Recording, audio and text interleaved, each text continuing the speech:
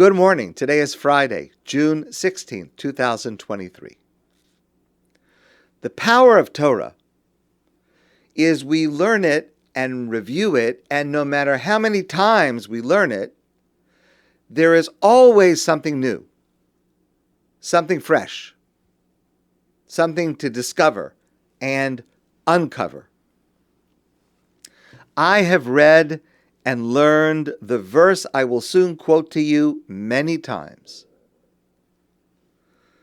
But only this week, thanks to being enlightened by my friend Benji Friedman, I now see the entire narrative of this week's Torah portion, the Parsha of Shlach and the spies. I see it now in a completely new light, with a lesson for us today that is eerie in how desperately we need to learn it, literally, to be able to save lives at risk, literally. We generally understand the narrative of the spies.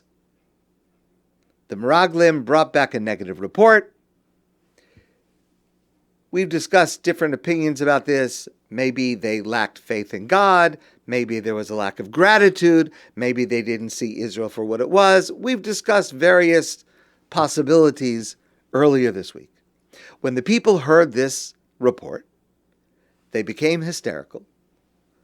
God was angry at them for becoming hysterical and punished them with a decree that they would have to wander 39 more years in the desert before going into the land of Israel, a total of 40 years. And that whole generation that left Egypt would not be able to go in, and only the next generation will be able to go in. But left unexplained is how the mass hysteria of the entire Jewish people followed the negative report of these spies. Remember, there were only 10 men. It was a total of 12. 2 of them, Kalev and Yoshua, came back and they said, it's great. It's fine. We're going to do just fine. And 10 men gave a negative report. It's going to be too hard. They're too strong. We can't make it. A simple question. Out of the millions of Jews in the camp, there were young and old. There were people more trusting, people less trusting, people of all types, more intellectual, less intellectual, every kind of person. Of the millions of Jews in the camp, not one questioned the spies. Not one person raised the obvious objection, the obvious response, but God, who has demonstrated his power by taking us out of Egypt and splitting the Red Sea. How can God not be able to give us the land of Israel? However strong the people are there, they're not stronger than the sea that God split. They're not stronger than the mighty Egyptian army, and God did that. So what? And not only did God express his might so many times that we all witnessed it, but God expressed his love for us by providing food and water, by providing for our needs, by meeting us, revealing himself to us at Sinai, the intimacy that God created, the love that God so obviously has for us, and on top of all of that, forgiving us for the sin of the golden calf. I mean, who but someone who really loves you would do such a thing? They did a terrible sin building the golden calf, and somehow God manages to say, I forgive you. How much more can a person do to communicate that this is one who loves you, who cares for you? And wherever God is directing you is the right place, and it's going to work. They saw all this with their own eyes. And God had promised, we will have Israel. How could no one raise that claim?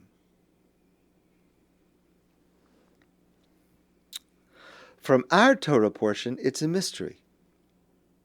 This point is not addressed. There is no answer.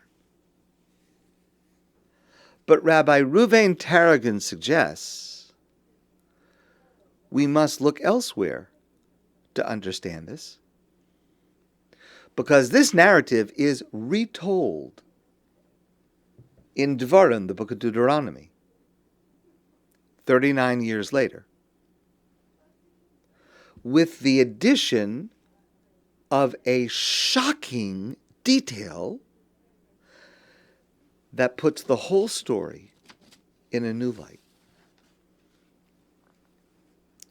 So in Devarim, the Parsha of Devarim, beginning of Deuteronomy, Moshe, at the end of the 40 years, is recalling all of the narratives that happened during the 40 years, and he recalls this narrative, and here's how he tells the story 39 years later. Vatikruvun elai kulchem. You remember, you all gathered and came to me, Moshe says to the Jewish people.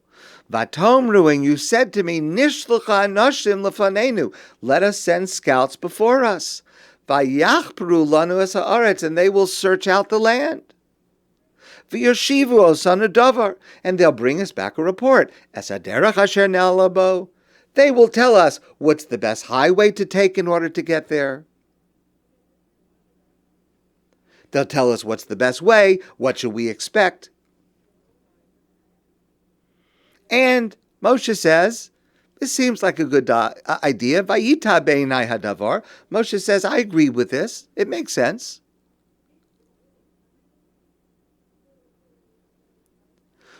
Vayoshivu osanu davar. So he sends the spies. Vayoshivu osanu davar. And the spies come back and listen carefully, because this is not exactly the way it's told in our Parsha, but it's Vayoshivu osanu davar. They brought us back a report. Now here's the report, as it's told 39 years later. Vayomru, and they say, Tova haaretz asher Hashem Elokeinu nosein lanu. It's a good land. The land that God, our God, is giving us. Let's just pay attention just for a moment to the both parts of that line. It's good, and God is giving it to us. There's no doubt. There's no question. So how does the next pasuk fit in? How does the next verse follow? I'm going to read this to you in a moment, but I just want you to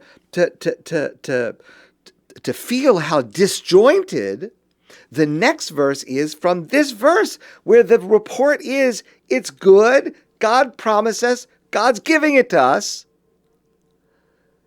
And the next verse is, V'lo avisem lalos, but they refused to go. Vatomru, and they said, the people, the Jewish people, the entire Jewish people said, B'sinas Hashem osanu hotzionu mi'aretz Mitzrayim.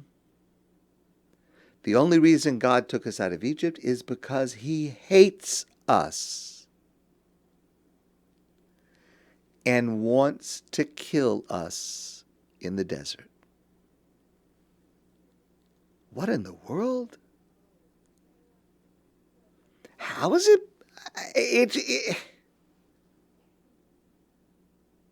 The response to the report, the land is good and God is giving it to you, the response is, God hates us. And this is all a trick. And the purpose of all this is so that God can kill us.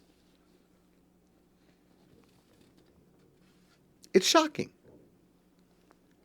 How could they say this in the face of all the evidence to the contrary?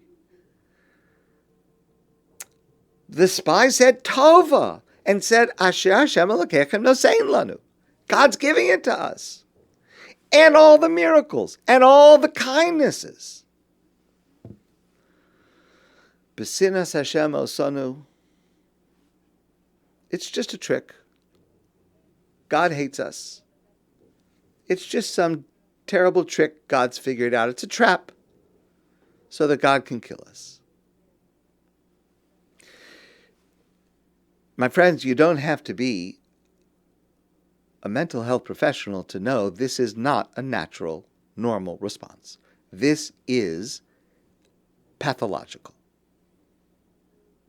This is not a lack of faith. This is not a lack of gratitude. This is clinical depression. This is a mental illness. And I use the term with precision.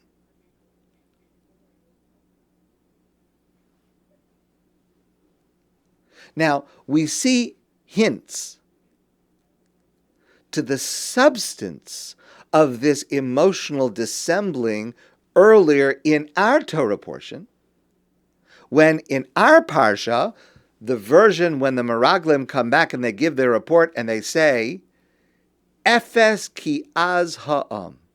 So there what they mean to say is, ki az ha'am, the people there, they're too strong, we're not going to be able to comfort them. But what's that word Ephes at the beginning?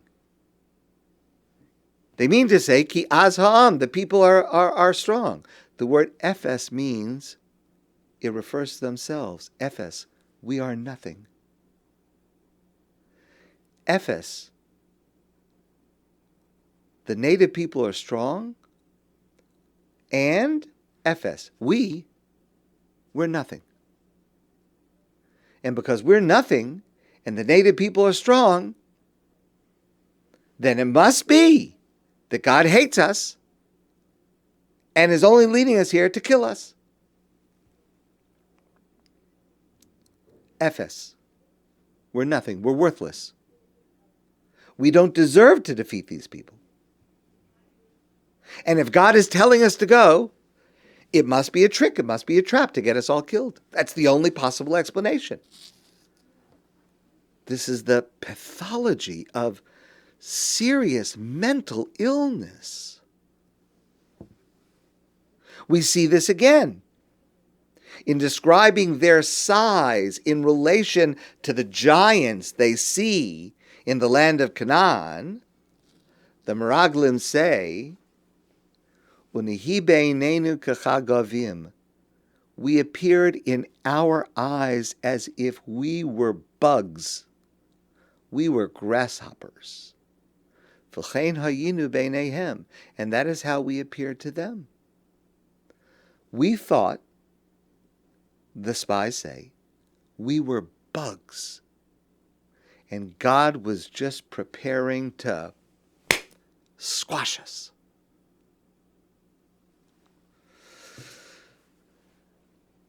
The people suffered from a serious mental illness.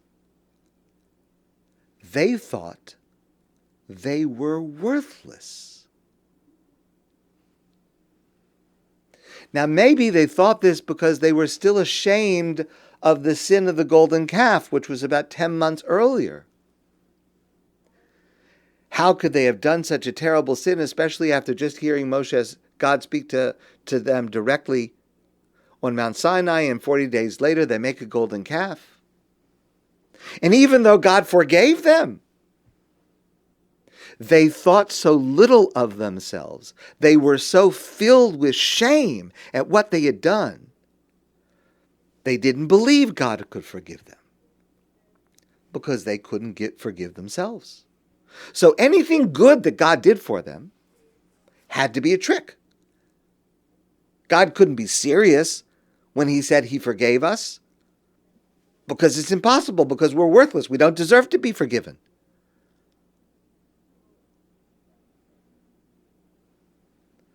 Whatever God would do for them, it couldn't be genuine. It had to be a trap.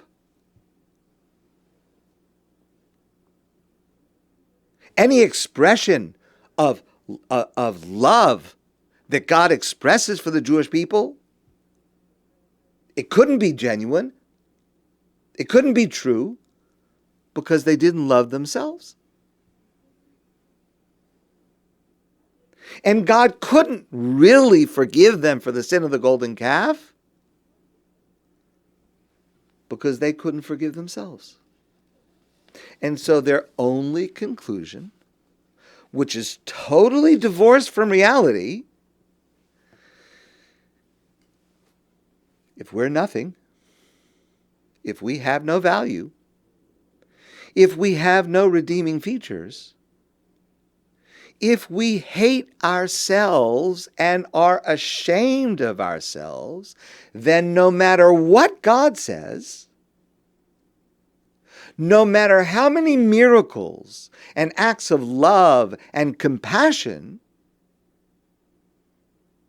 it's not going to change their minds. On the contrary, the more of these things, the stronger they will feel. B'sinas Hashem osanu, God hates us. And it's just another example of God hating us. This is such an accurate description, frighteningly accurate description of a big part of the mental health epidemic we are suffering today. The rising rates of suicide, the gigantic jumps in teen and child visits to the emergency room for psychiatric intervention, acting out with drugs, acting out with violence. And as we learn about these incidents, we see the common denominator. A person feels, I'm worthless. I hate myself. And the more that someone tells me that they love me, that they care for me, that I'm good, it just makes it worse because I know that they're lying.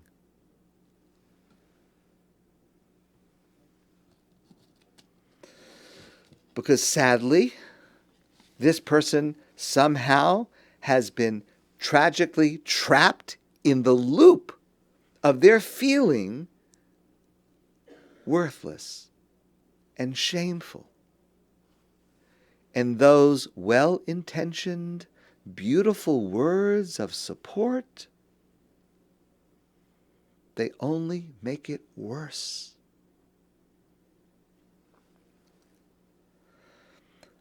I am not enough of an expert to understand, either from science or from Torah, how we can tell a person who made a mistake that they are forgiven, and not only to mean it when we say it, for us to mean it when we say it, but to have the listener believe it and not dismiss it due to their own self-loathing. I'm not sure how we do that, but we need to figure it out, and we had better do it fast, because Jewish history tragically turned because of this. And all too many of our young people are suffering because of this. Too many lives of those close and dear to us depend on our figuring this out. My friends, I wish you a great day and a wonderful Shabbos. And I look forward to seeing you all soon in person.